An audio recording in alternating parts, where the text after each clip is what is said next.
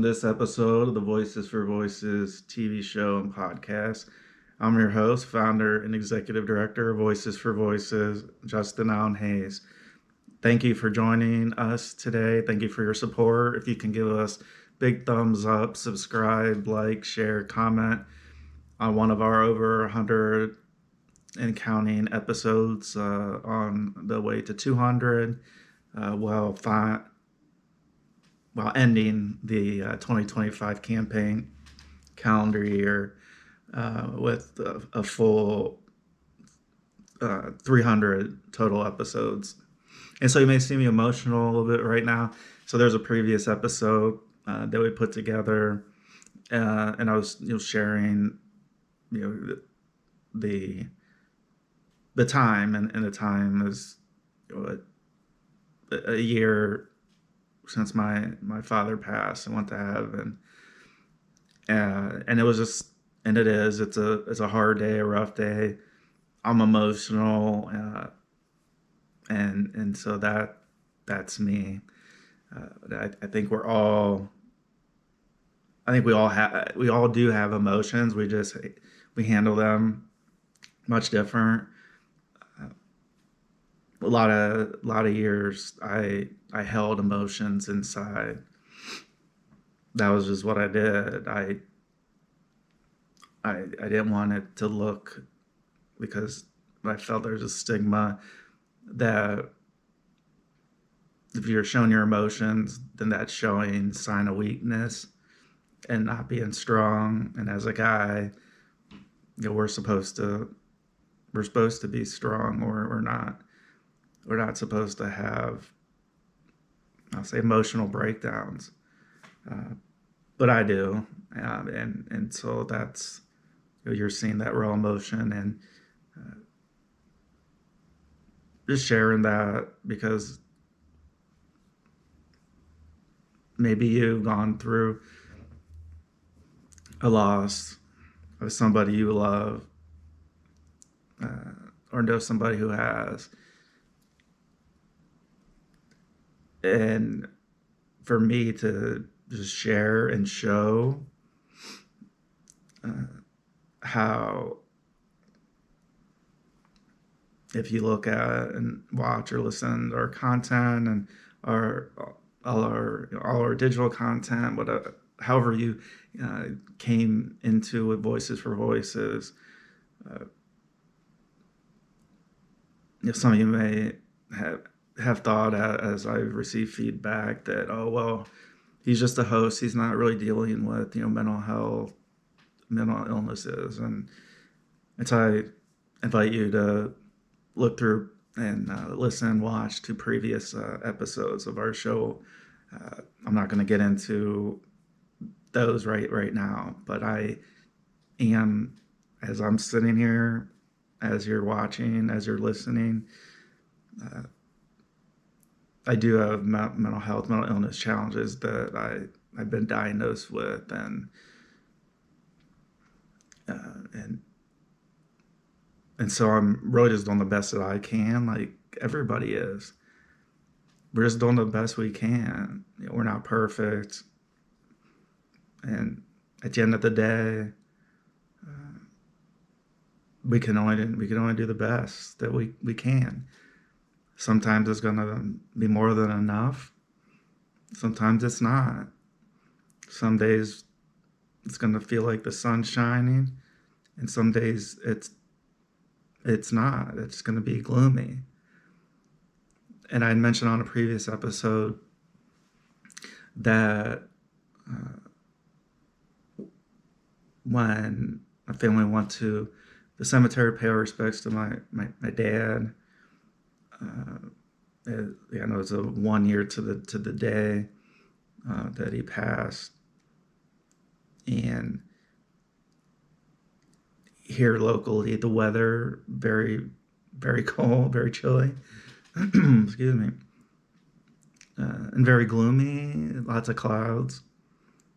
And right before we left the cemetery, walked to our cars,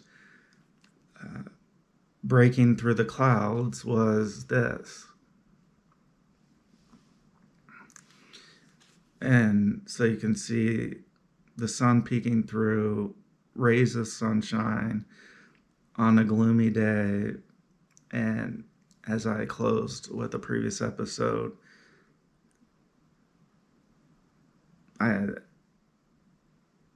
think it was a message, coming from the heavens, Jesus and my dad and my grandparents and all the others that we've lost and have passed before us. That was a little bit of a message that throughout the storms, the tribulations, that everything's gonna be okay. And what does that mean? I don't know. But if that sun wouldn't have come out of the sky at that particular spot, given the spot in the cemetery where he's at, and my mom will join him hopefully 100 years down the road, a long time from now. But given the angle and where, yes, again, where the stone is, that sun peeked through right at that spot. So it could have been behind me. It could have been behind kind of diagonally, and I might have saw it when I got in my car. But for that sun to pop out the way it did was, I can't really explain it. It was just a heavenly experience. Doesn't bring my dad back. Doesn't bring my daughter, my nephews, grandpa and pappy back.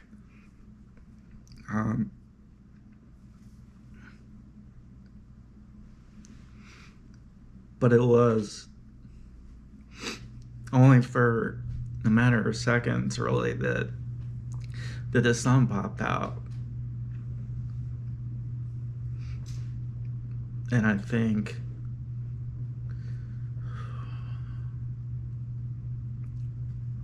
that everything that I've been throughout my life, I made a lot of bad decisions, made some good ones.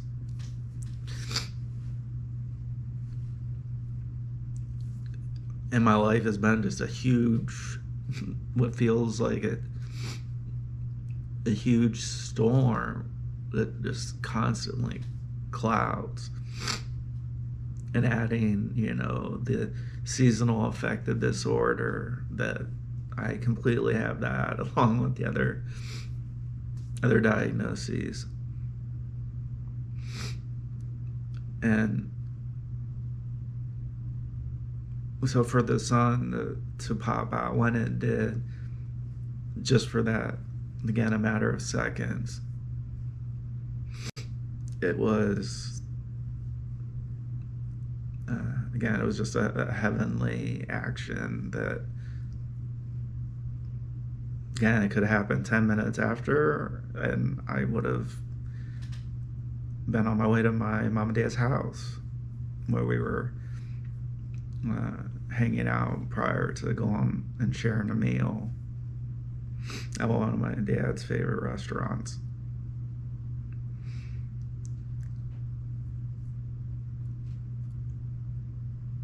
And I mentioned too about playing on my phone the Carrie Underwood song that she sang, "How Great Thou Art," and that was, if not my dad's favorite, one of his favorite songs.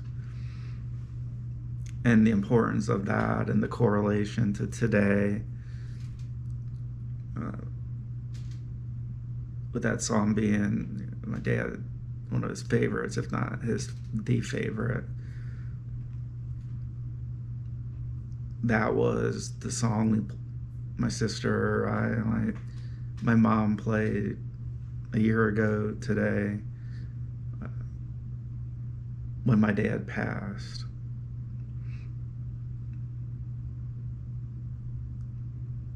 We prayed and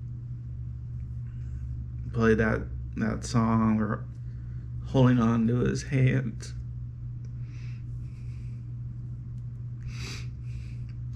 And they're lifeless.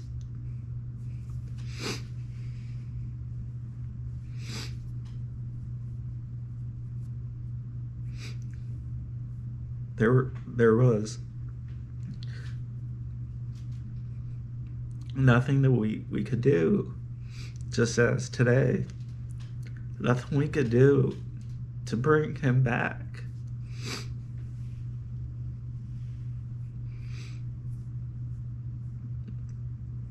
So we have memories, we have pictures, we have videos.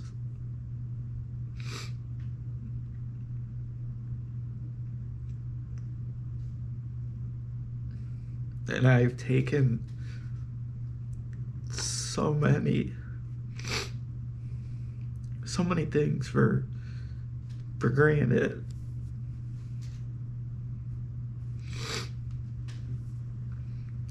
We have stuff, we have things, we have more stuff, we have more things. People, none of that goes with us.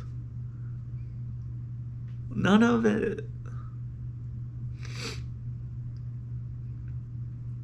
There's life, and then there's living, and then there's death.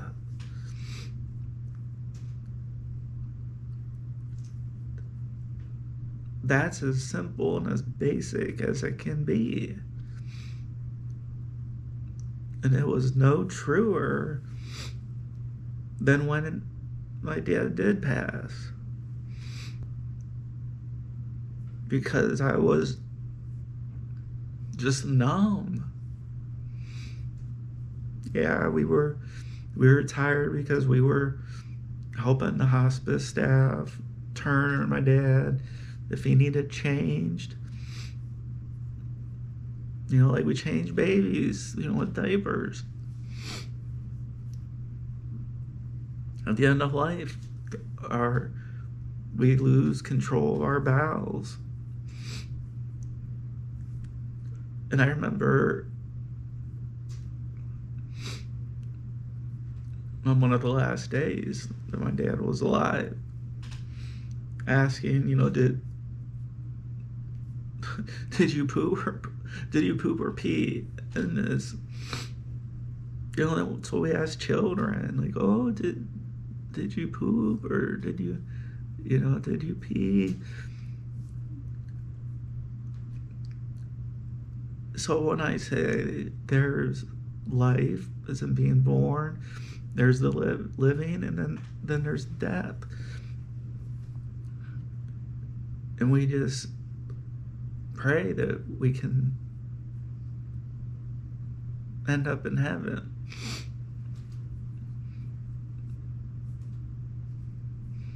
Because the very same things that my grandma and grandpa Whitehouse,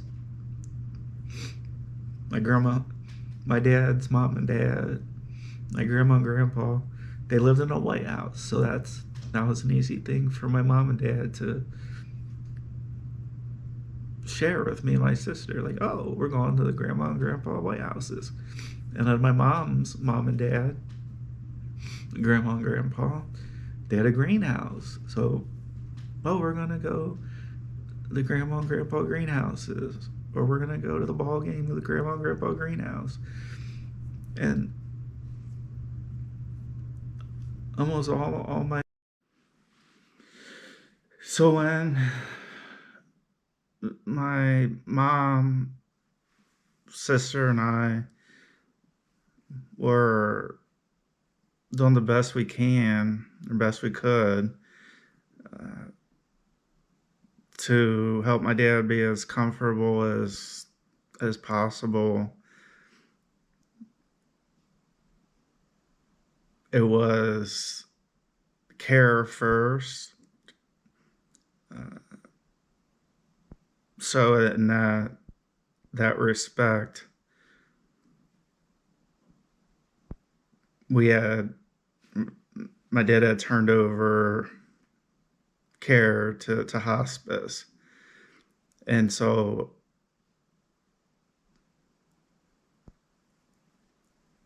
almost everything that would prolong his life at that point, uh, protocol that it wouldn't follow that, because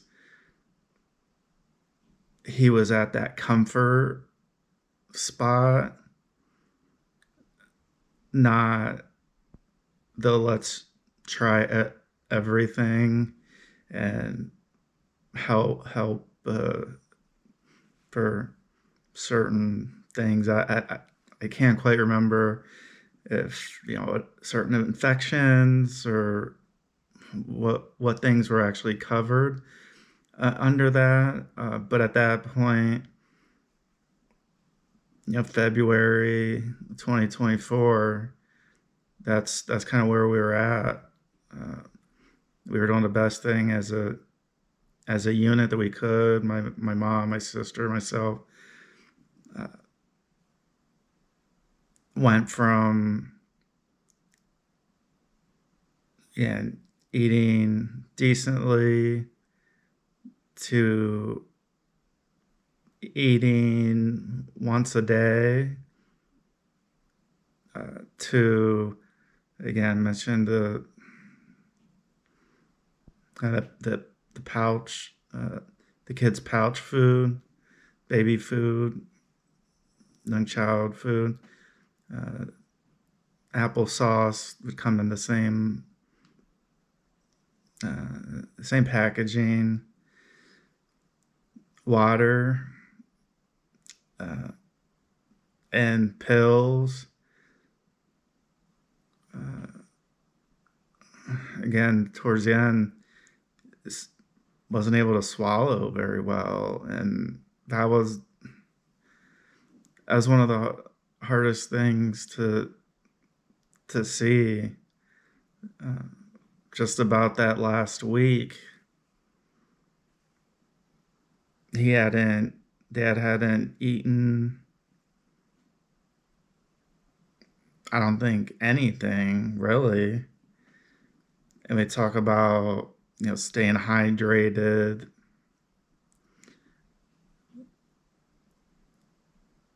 And this is very hard to talk about.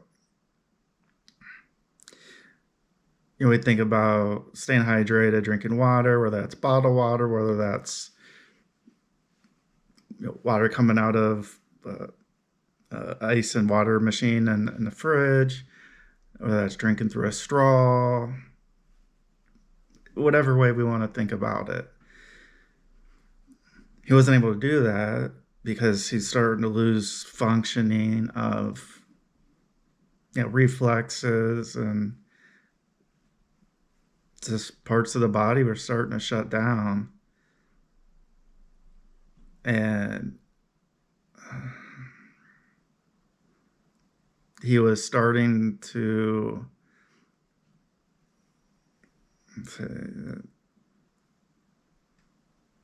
be a little bit restless and uncomfortable. And we were there, as well as the hospice staff, to help with Dad's comfort.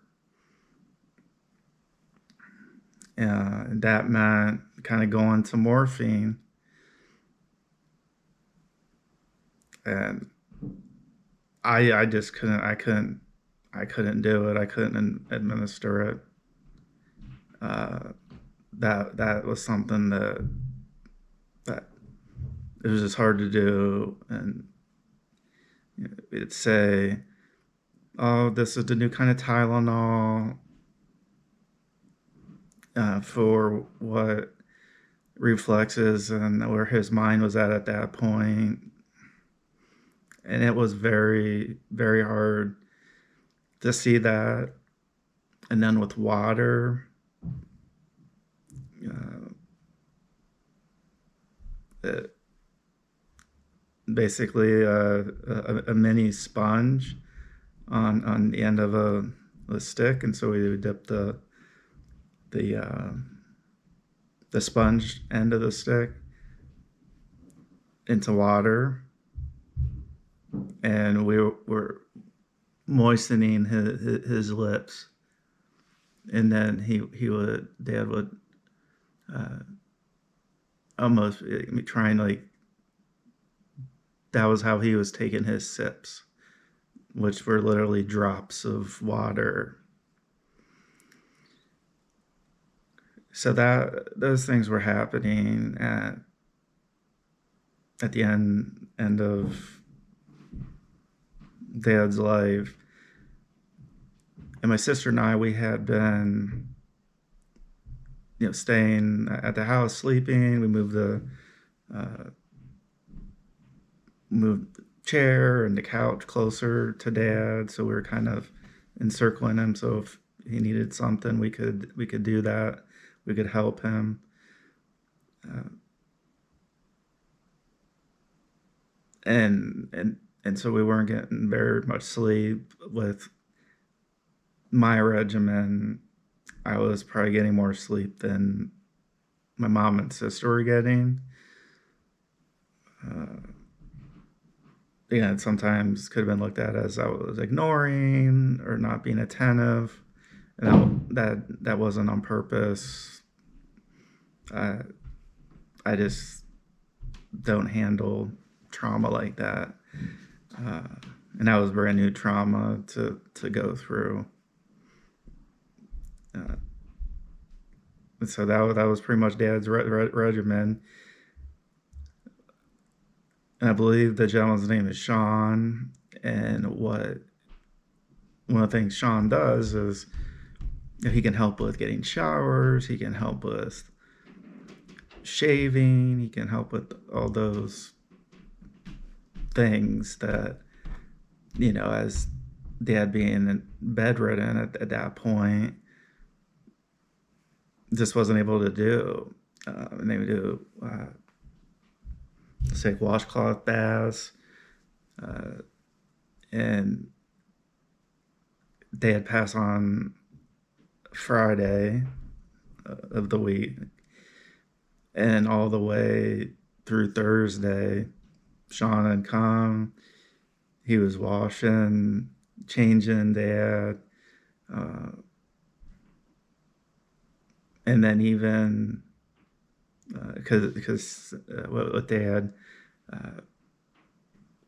with chemo kind of running its course, Dad's hair was starting to grow back, and so his facial hair was growing back. And Sean was just so, I don't know how he does what he does. It takes special kind of people to do that. But here my dad is at the end of the road, and he's treating him with dignity. He's shaving Dad with a electric razor. He's still a human being. He's still a person. And I remember before Sean left on Thursday, he said, I fully expect that I'll be coming out. I'll see you guys tomorrow. And, we said thank you. And it was just a day prior. So that was on Thursday. So on Wednesday, I was looking at coming back to my residence and getting a shower and that. And before I did that, the hospice nurse kind of took me aside and said, if you want to go and change, get a shower. You're more than welcome to it. But if you do, go up to your dad before you leave and tell him, hey, I'm going to go get a shower. I'll be back in a little bit. And to tell him that it's okay if he goes, if he passes. And the way my mind operates and thinks, I was like, oh, heck no. There's no way I'm leaving right now. Because we, at different times, we have guilty conscience of things we did or things we didn't do, and I didn't want that to be something that would be on my mind. So I stayed.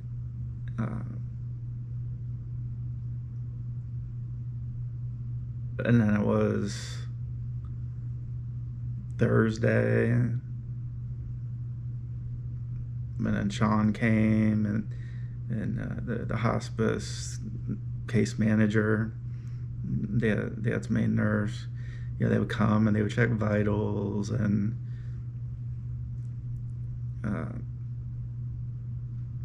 so they left for the day. And then Thursday night, Dad, the temperature of his body, because we had went from covering him up at a period of time to taking the blankets down a little bit, and so his body temperature, it just wasn't regulating itself the way it should. And I remember right before I fell asleep, or I was sleeping on the lazy boy chair, and that's not a plug for lazy boy. It was just the name of the type of chair. And so that's what I had been sleeping on. So right before I fell asleep, Mom checked, felt Dad's feet and said that they were basically ice cold.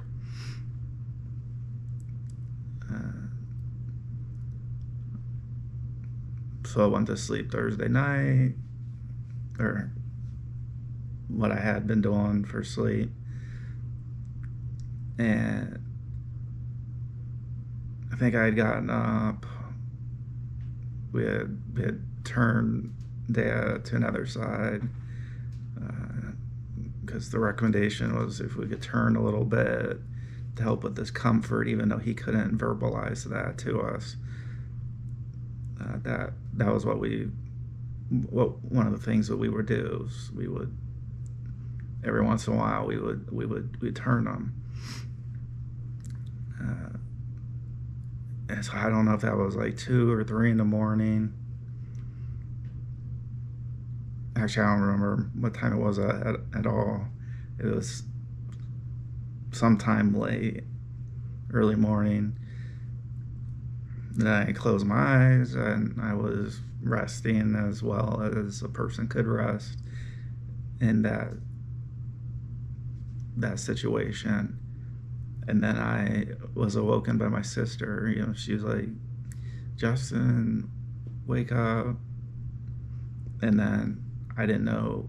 I just thought that was like, okay, well, time to get up and we'll turn Dad. And so I put the feet of the chair down, and I kind of looked up. Mom was right next to Dad. My sister was right next to Dad, and my sister said, it's Dad. And I knew exactly what that meant, that he had passed, that he had stopped breathing, his heart stopped, pulse stopped. We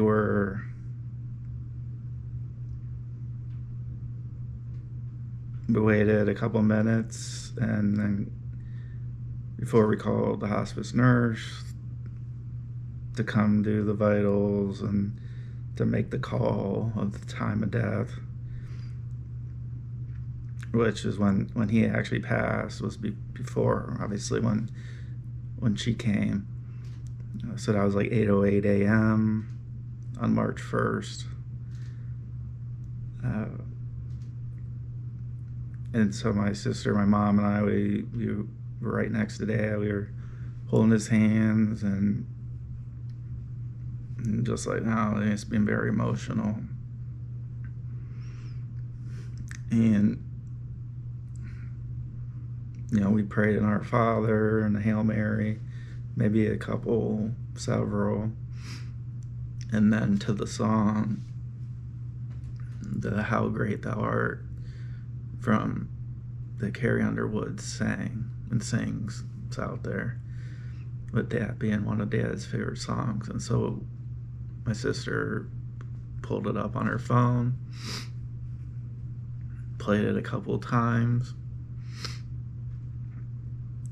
which kind of we took a couple minutes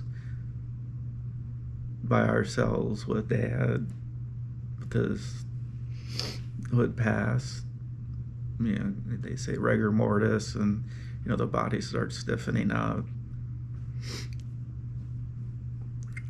So we had a couple minutes, and then made the call to the hospice nurse, and she came within a period of time and did her thing, checked the vitals, made the call, filled out paperwork, called the people that picked the body up and take it to the funeral home. And at some point, we were back in a different room, and the hospice nurse came back, and she asked me to come over to one of the other rooms, and she said, I'm glad you decided to stay, because I knew it was, hours, minutes, and I just wanted to let you know that if you were gonna head out, that sometimes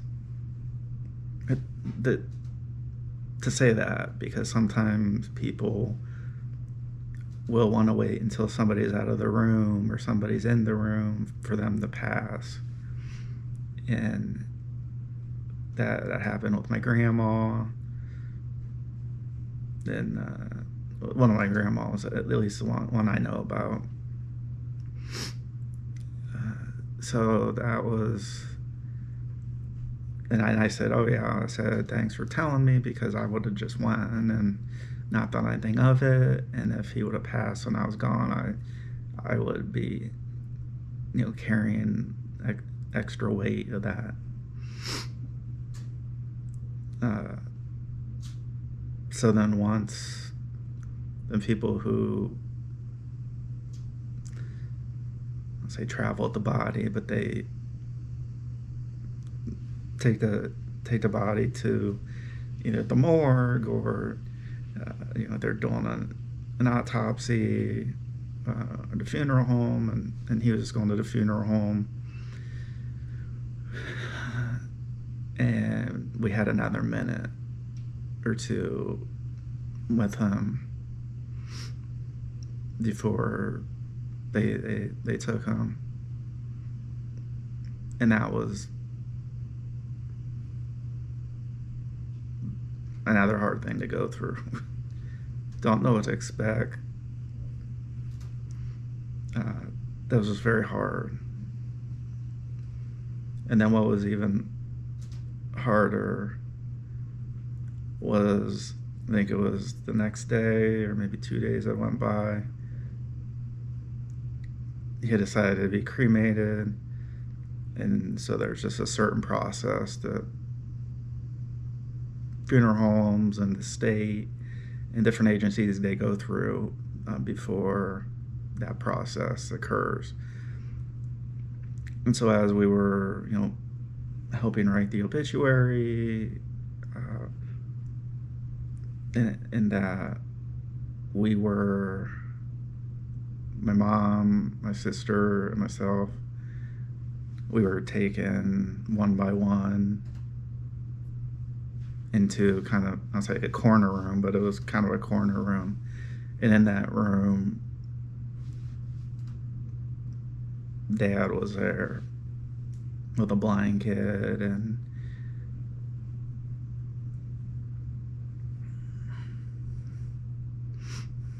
in a box that he's going to be cremated in. So I think Mom went first, then my sister, and then me.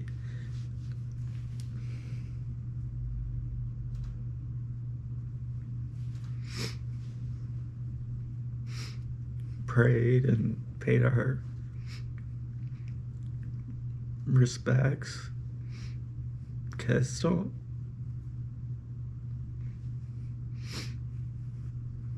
And that was the last time I saw my dad's body.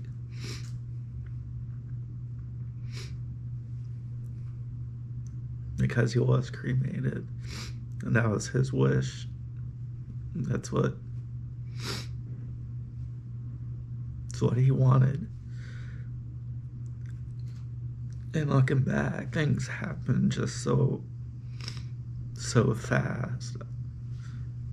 There's really no waiting around. It was like, okay, well, it's your turn to go back.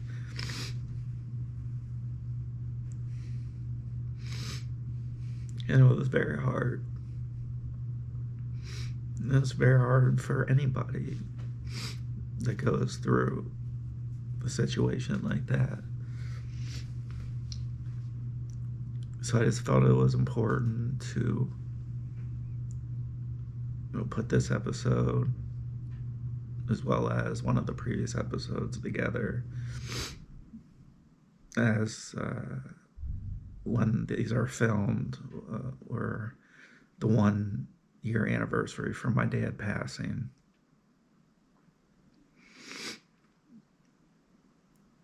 So until next time, I am Justin Allen Hayes, founder and executive director of Voices for Voices. We'll see you next time. And if you can give us a big thumbs up, like, subscribe, share, we would greatly appreciate it. So please be a voice for you or somebody in need.